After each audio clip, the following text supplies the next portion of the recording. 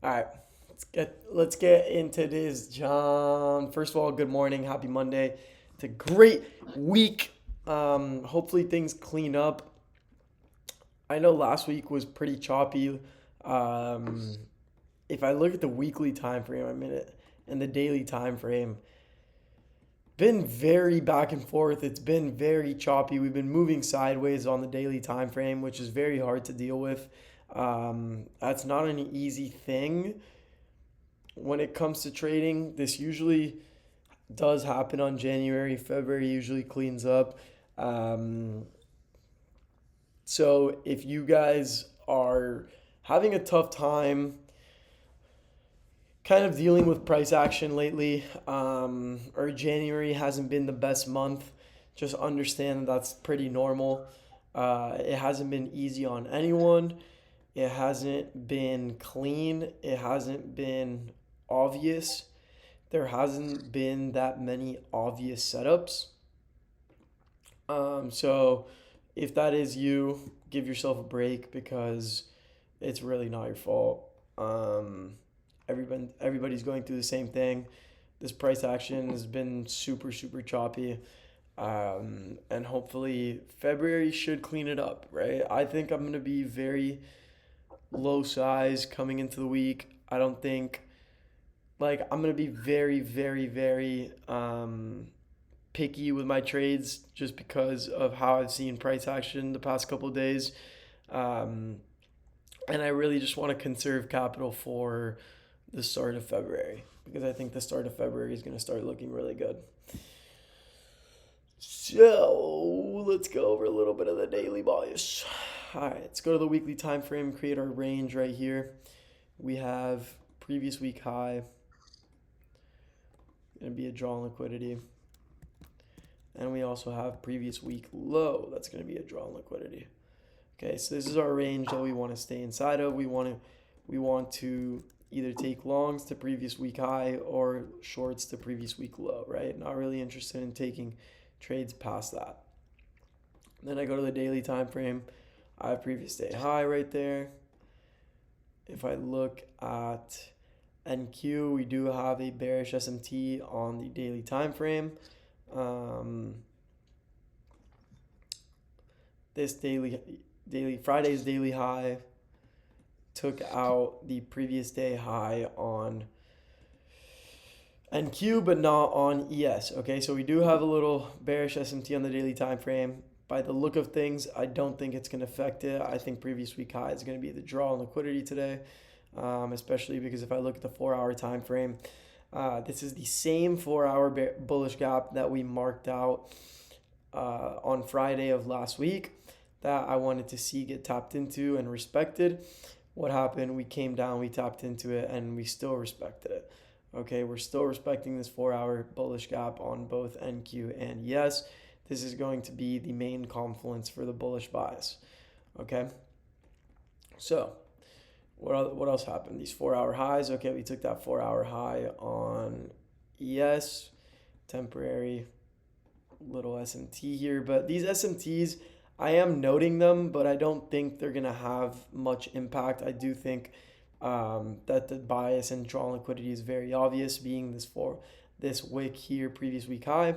So if we get a good reaction or good retracement at market open, this is going to be the ultimate draw, right? The only way I change my bias to bearish is if market completely dumps and inverses this 4-hour bullish gap. Okay?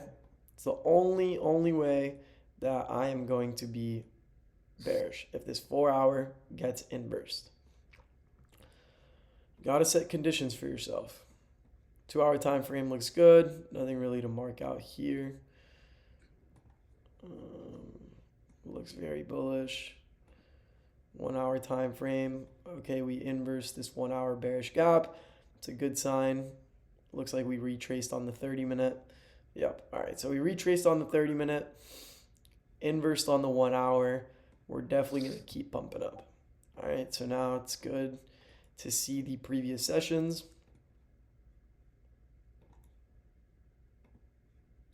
Turn on kill zones and pivots is going to be huge. Definitely make sure that you guys have this ICT cozones and pivots and the equal highs and lows.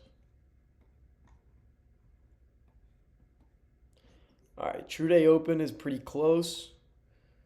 Where's true day open on NQ? Okay, so true day open already got taken on NQ, but it is right here on yes. So I'm gonna mark that out.